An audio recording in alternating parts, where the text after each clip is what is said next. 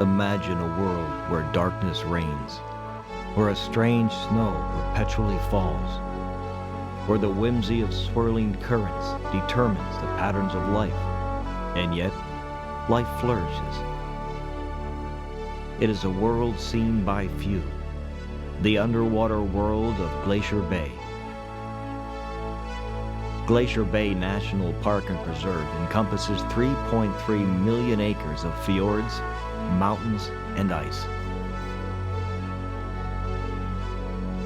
It is a place where the Earth still chafes under the lingering effects of the Little Ice Age, an evolving landscape partially released from the grip of glaciers within the past 300 years. Every year, thousands of visitors come to the bay for the scenery and wildlife, the solitude. Yet few will venture beyond the reflections of the landscapes to the world beneath. Join us as we travel into the underwater world of Glacier Bay to discover some of its secrets.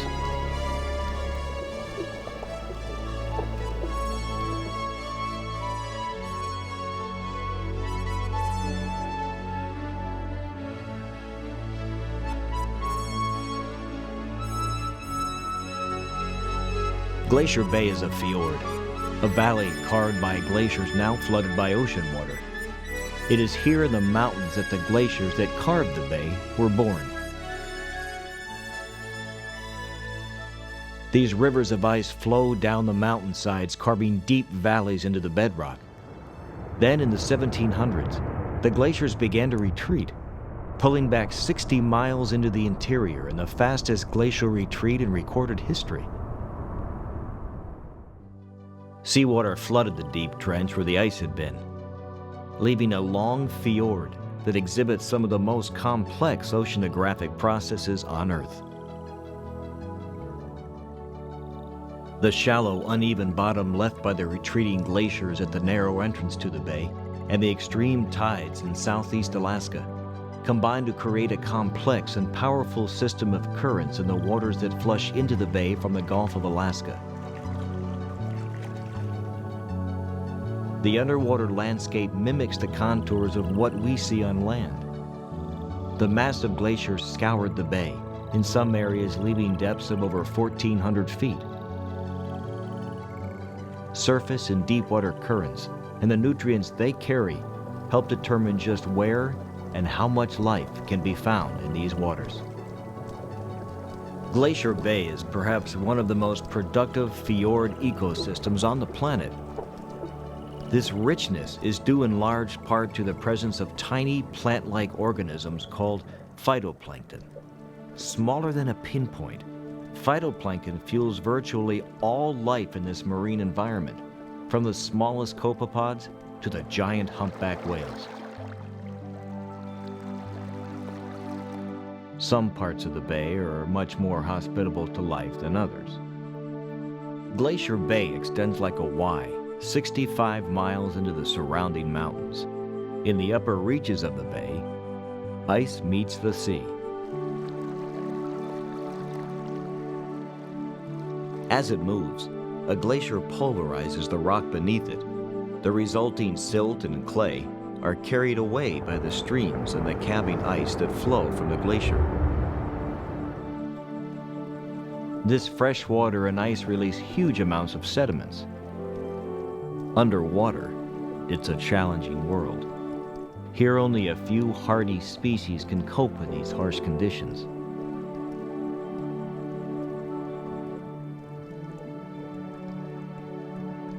Any light penetration is limited by the extreme sediment loads, but phytoplankton reproduce in a thin, rich surface layer, providing food for dense populations of barnacles and mussels that colonize the few rocky areas available. As we move into the depths, the dim sunlight gives way to total darkness. Visibility becomes obscured by a perpetual blizzard of marine snow. Made up of glacial silt and organic materials that clump together and eventually sink to the bottom, marine snow transports nutrients from the surface to deeper waters. The snow and years of sediment accumulation blanket the bottom in powdery, soft layers that can be hundreds of feet thick. To survive in this moonscape, location is everything. Considered prime real estate, the few existing rocky outcroppings are colonized if conditions are right. This lone soft coral drifted in on circulating currents during its larval stage and found the surface and food it needed to live. A prickleback uses the deep sediments to make a home. A basket star is well suited to this environment. Spreading its far-reaching tentacles, it collects plankton from the water.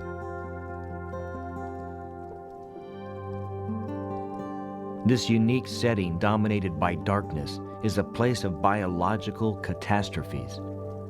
For creatures that live attached to the bottom, there is no guarantee that conditions will not change. A sudden increase in the freshwater runoff or a sudden drop in the water temperature can doom whole groups of organisms. Once a thriving colony, all that remains of this group of barnacles is their now empty exoskeletons, which provide homes for shrimp and other small creatures. If an animal can move, it has more options. A sculpin glides through the darkness in search of its next meal. The occasional tanner crab must keep on the prowl to find food. Halibut prefer a silty bottom where they can lie partially buried, waiting for unsuspecting small prey. If nothing comes along, they will move on.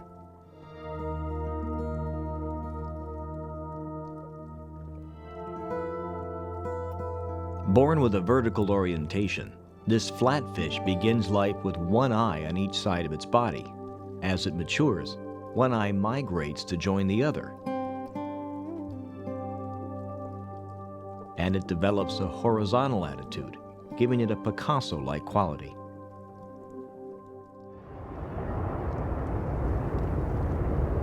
The silt-laden waters in this area teem with small schooling fish and microscopic animals called zooplankton. Obscured visibility makes it hard for predators to find them, but shock waves created during glacial calving and the massive freshwater runoff flush these creatures up from the depths, where they become easy prey for hungry seabirds. What spells doom for some provides sanctuary for others. Over 4,000 harbor seals congregate each spring during pupping season on the glacial ice floes. Their prime predator, killer whales, are seldom seen venturing into these ice-choked waters.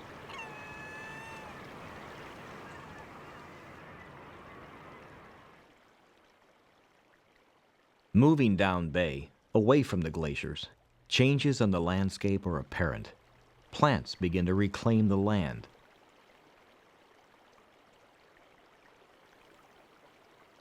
One finds more wildlife. Beneath the reflections, life has more opportunity.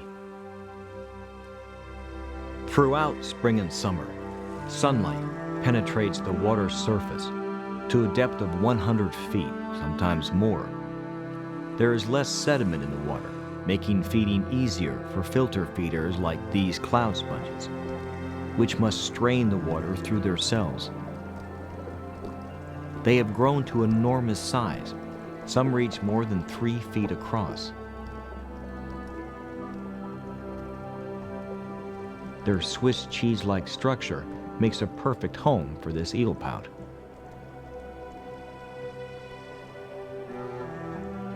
Currents deliver a constant supply of nutrients, which diffuse into the calmer, sunlit surface waters of the mid-bay. This is an ideal environment for phytoplankton that need the sun and nutrients to photosynthesize. They reproduce in such profusion that the water becomes green due to the chlorophyll in their bodies. The massive amount of phytoplankton will fuel large numbers of zooplankton like these copepods. This microscopic nutrient soup is the basis for Glacier Bay's renowned productivity. Though odd in appearance at this phase, many of these larval zooplankton will develop into more familiar creatures. This larva will eventually mature into a Dungeness crab. The hermit crab larva, which bears no resemblance to the adult, becomes the colorful crab. After going through a complicated life cycle, jellyfish larvae will develop into beautiful jellies, provided they are not eaten first. Everywhere you look in the mid-bay, it's dinner time. As if eager to gobble as much as it can, this sea cucumber barely takes time to wipe its bushy tentacles before waving them around to gather more plankton.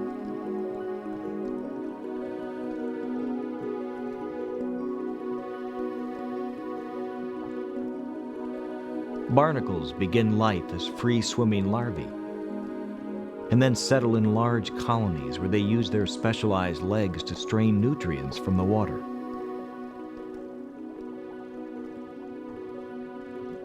This sea pen unfurls its polyps in search of food. Described by some as a roving stomach, a comb jelly searches for zooplankton. It propels itself through the water with a rhythmic movement of its cilia, tiny plates arranged like teeth on a comb that run the length of its body. The rippling cilia reflect all available light, outlining this predator like a neon sign. The underwater world becomes a colorful mosaic of life. Tube worms, sponges, and chitons compete for surfaces.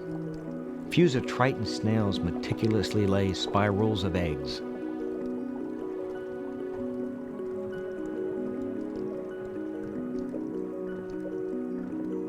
Unable to build its own shell, this hermit crab acquired an abandoned snail shell and unwittingly picked up a group of hitchhiking barnacles in the process.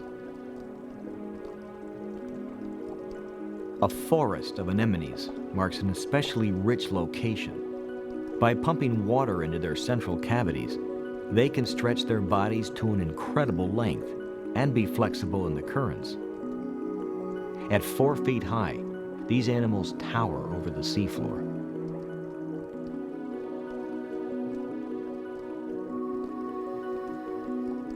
Like a true eccentric, the decorator crab creates a bold ensemble drawn directly from the world around it. In its fashion, there is function. This outfit helps the crab blend into its surroundings, keeping it safe from predators. This is an eat or be eaten world. A sunflower sea star, the largest of the sea stars, reaching more than 3 feet across, prowls for its next meal and settles for a sea urchin. Mussels seek sanctuary from the voracious sea stars in the intertidal zone, that area between high and low tides. Though they are exposed to air twice daily, mussels survive by taking in moisture before closing their shells. Their predators, the sea stars, can only lurk beneath the waterline. The readily visible browse line marks the extent of their hunting forays into the mussel's territory. The intertidal zone hosts an extraordinary diversity of life, but like mussels, organisms that live here must cope with spending long periods out of the water when the tide is low.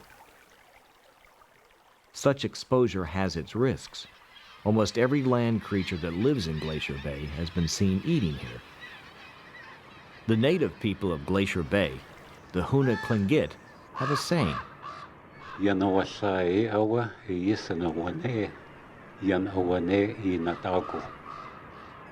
Which translates to, when the tide is out, the table is set.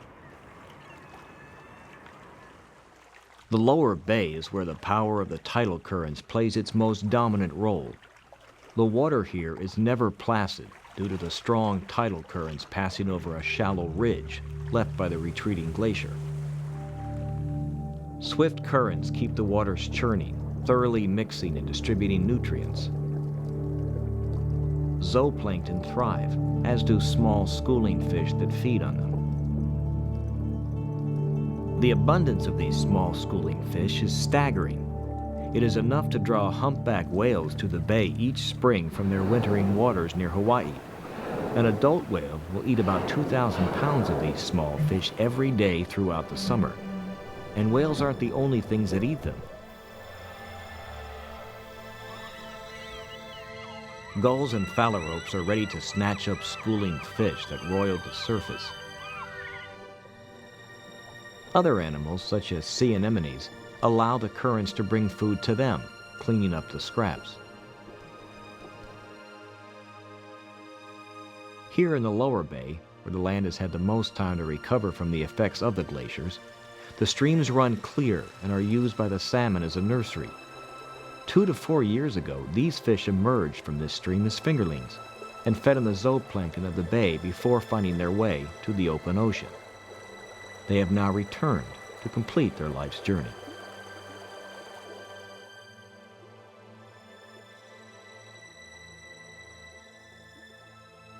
The coves of the lower bay provide the habitat of choice for Dungeness crabs. The sandy bottoms prove ideal for these females brooding eggs. After coupling with the males, females carry the fertilized eggs on their abdomens and bury themselves by the scores in the loose sand as their eggs develop. Many eyes watch for predators, like the sea otter. When an otter gets too close for comfort, the crabs can explode from the sand, creating a confusion that allows some to escape. Glacier Bay National Park and Preserve also includes the 150-mile coastline that stretches from Cape Spencer in the south to the Alsek River in the north.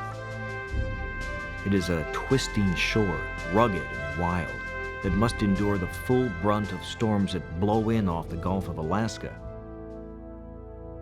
What forces rage above the surface contrasts with the relative calm of the underwater world. Wave action has scoured the bottom of soft sediments, allowing the bull and giant kelp to readily find purchase. After establishing a rock anchor, kelp, a brown alga, begins to photosynthesize and grow. Its long, hollow body can grow over 5 inches per day, reaching more than 30 feet in length. Bull kelp is held aloft by a gas-filled float. The long blades streaming off the float form a canopy, creating a world of light and shadow for the creatures beneath.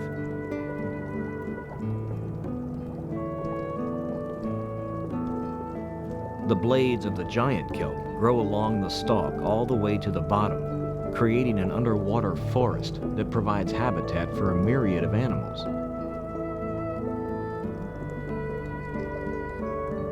Small snails and colonies of animals called bryozoans live on the blades.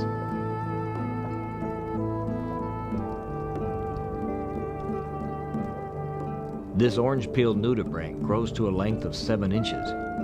It foils potential predators by secreting a toxic chemical.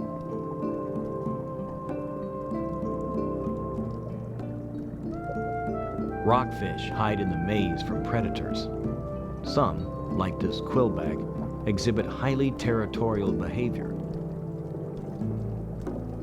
Others, such as the dusky rockfish, form large schools.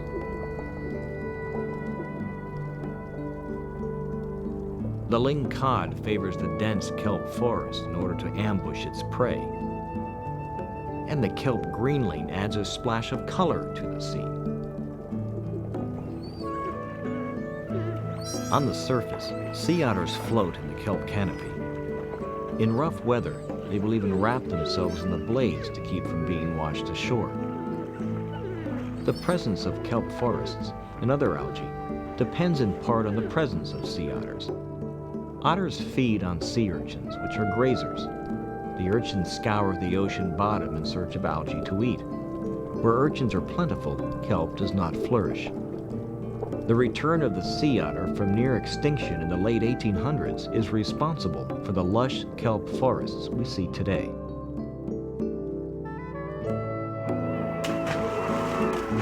Stellar sea lions patrol rocky reefs looking for fish and octopus. These large predators can weigh up to 1 ton and have formidable strength and speed. The extremely large eye has tremendous light-gathering capacity, so they can find prey in deep and dim waters. The giant Pacific octopus leaves its den at night to feed. Its camouflage is even more effective in the dark, helping it to avoid sea lions and other predators. During the day, it is rarely seen outside its rocky den. Jellies are commonly found in these waters. Their beautiful translucent bodies disguise the fact that these animals are efficient predators that come in a strange assortment of shapes and sizes. Their tentacles contain stinging cells that immobilize and capture prey. Some, like this tiny stalk jelly, resemble plants and live attached to the kelp blades. Each of its 8 sets of tentacles captures zooplankton that drift by.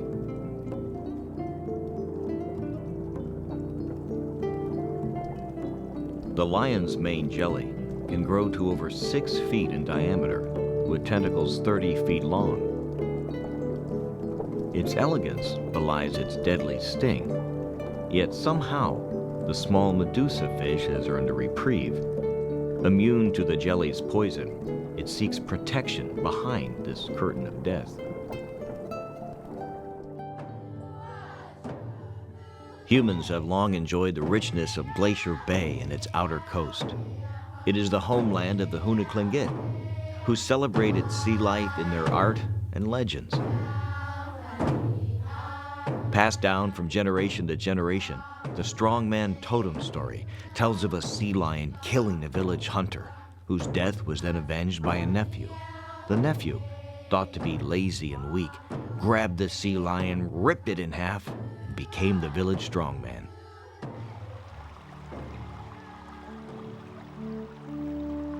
Local residents still bring the bay's bounty to many tables. For still more, it provides a feast for the eyes and the mind, as only wildness can.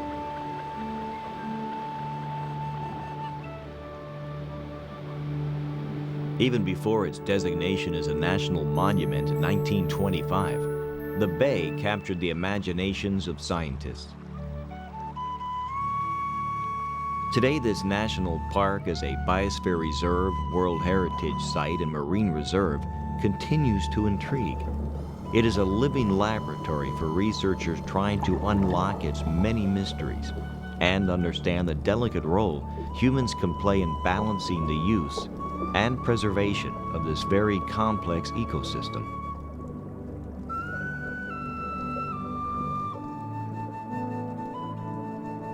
The waters and the organisms that live here know nothing of the designations bestowed upon them. Currents and the life they carry swirl beyond boundaries and borders. They connect to an ocean that encircles the globe. We cannot see, nor do we understand all of the intricate workings of the underwater world. But as we watch nature's dramas unfold each day, or as we marvel at the whales who return to the bay each summer, perhaps we can agree that there is something precious in that mystery. We can also acknowledge that what happens here and in the far reaches of the world's oceans can touch us in ways we cannot yet fathom.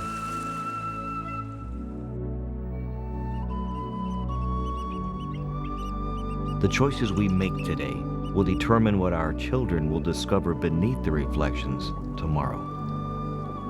For what they find will be a reflection of ourselves.